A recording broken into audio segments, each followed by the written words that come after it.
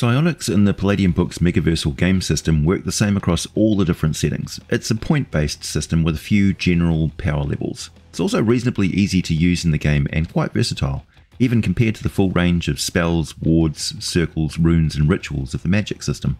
The power of the mind has always been of great interest to me, and Palladium handles the subject very well.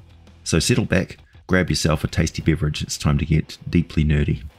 It's a rare thing that a sapient species can't have at least the potential for psychic abilities, so much so that it is always directly stated in the species description if this is the case in the more recent Palladium books. Humans are known to have this capacity, young humans more commonly than adults. Those adults who do may have different capacity levels, with a very few having extremely powerful abilities.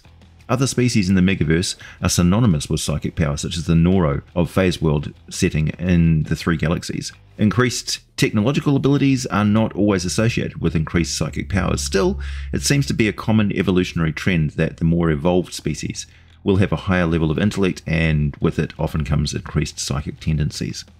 Eric Wurgic was an absolute genius. Let me just get that in before anything else.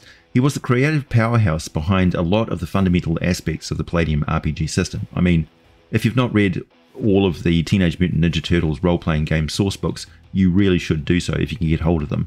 I love the TMNT Guide to the Universe and Transdimensional TMNT. Not just for the game mechanics, the bioenergy mutational point buy system is mastercraft game design. No. The prose, the background story, the broad cosmic theoretical stuff in these books is simply mind-blowing. Eric's ideas are right up there with Frank Herbert's Dune novels, David Brin's Uplift series, Arthur C. Clarke's exploration of the mysteries of the ancient and modern world, Eric von Daniken's theories on alien visitations in ancient history, you name it. Eric is rightfully a lifetime Emmy Award winner. His work is on par with that of Dave Arneson and Gary Gygax, without question. Also, I think Bruce Cordell deserves similar recognition for his contributions to tabletop role-playing, and it's fitting he gets a mention in the video that's all about psychic power in a role-playing game. He is the mastermind behind the Far Realm and the Cthulhu mythos-inspired Mind Flayers of Dungeons & Dragons. Rifts doesn't include BioE point buy very much. If you want an alternative system for handling mutation and special powers, Transdimensional TMNT includes a system for mutating humans and giving them more restrained access to special powers, as each needs to be purchased with BioE points individually. And those points come at the cost of physical features that identify a creature as being a human. You can end up with something a lot like a freaky floating brainy baby with serious mind powers, which is very much the probable evolutionary state of humans when you think about it. And clearly, Eric thought about it quite intensely, no holds barred. So, Rifts players, don't forget the framework that the Rift setting and Megaversal system was built on are those SDC titles, and future writers of Rift sourcebooks, please rescue Eric's work from license lapse obscurity and adapt it into some more generic titles. It deserves to be enshrined forever as a core option within the Megaversal system, in my humble opinion. Okay, let's get into it. The basic categories of psychic power vary a little between different world settings of the Megaverse. For example, in the Nightbane setting, one can be of the psychic player character class, end of story. That's only one in the main sourcebook, but in Rifts there are minor psychics, major psychics, and multiple types of master psychics. I think the progression of psychic powers in the evolution of Rifts can be certainly traced back to Beyond the Supernatural. The Stranger Things, X-Files, real life but all the urban legends and folklore is secretly real world setting. That's a hell of a lot of fun to play and was integral to how my group played the game. Combined with ninjas and super spies for martial arts stuff and high-tech gadgets, plus Heroes Unlimited for all the meta-human and alien stuff we wanted to throw in there. Beyond the Supernatural feature a lot of psychic character classes, from ordinary people, mixed up with weird events, to latent psychics who use their mental powers without really understanding or accepting that they even have these special powers, and nega psychics whose power is such intense disbelief in the paranormal it actually shields them from it and can nullify stuff going on all around them, which is just amazing to roleplay, believe me.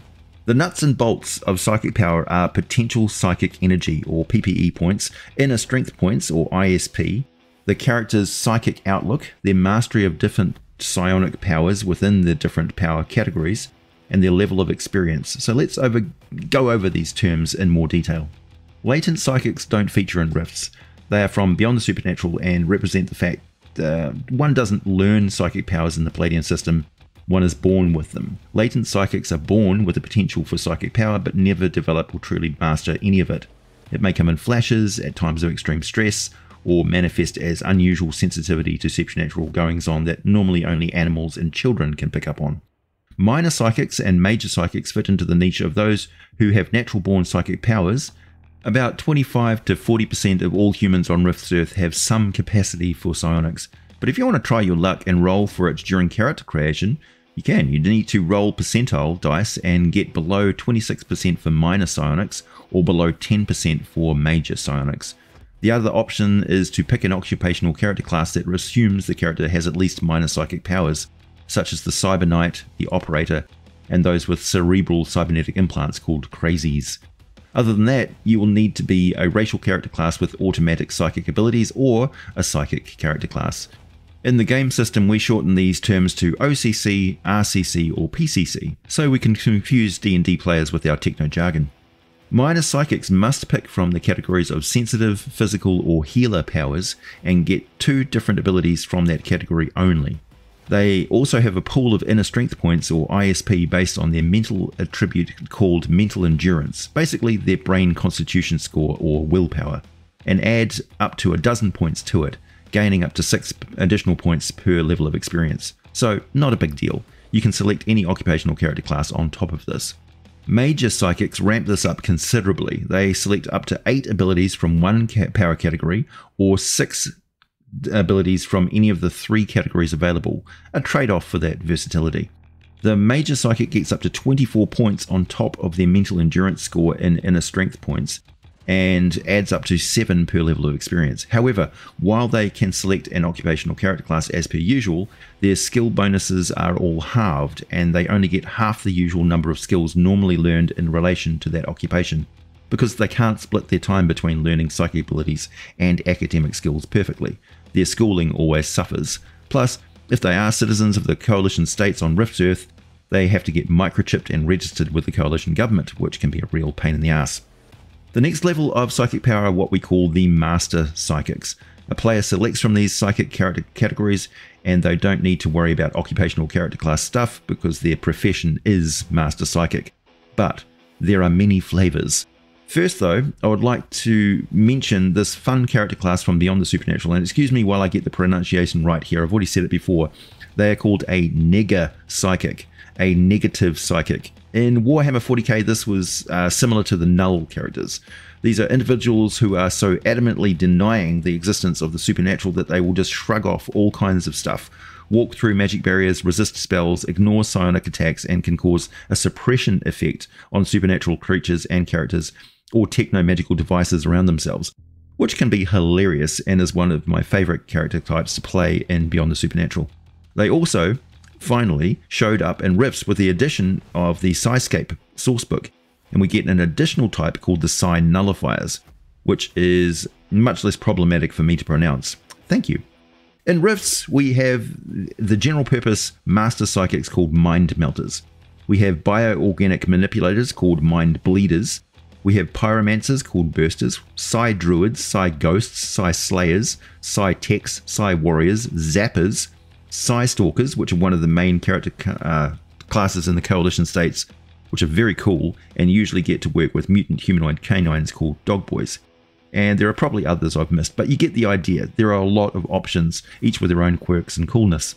Master Psychics get access to the Super Psionics category. Mind Bleeders get their own somewhat gruesome powers over the actual blood flow and biological functioning of other creatures. A bit like the Psychics in the Scanners movie series or Stephen King's Firestarter novels and movies. A lot of nosebleeds, occasional eye bleeds, and sometimes heads exploding. The Super Psionics are super abilities, essentially. Psionic powers may have prerequisite abilities before they can be selected. They generally don't have a huge range, certainly nothing like that of a firearm, and often a bit less than spell magic.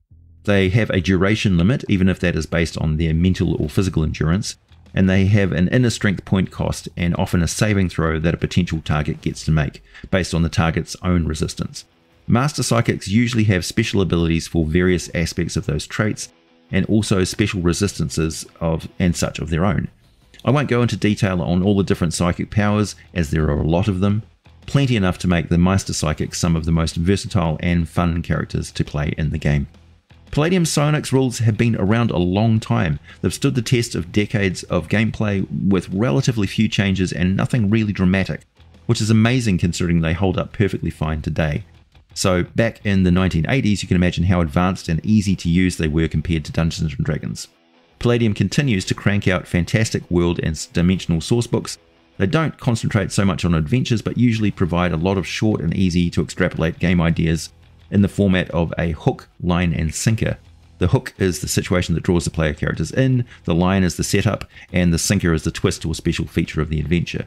Combine that with well-covered and consistent information resource about the adventuring environment the player characters are in, and no unnecessary leaps forward 100 years in the world settings timeline, and you have a damn good RPG formula that you can literally play the game for decades. I can personally attest to that.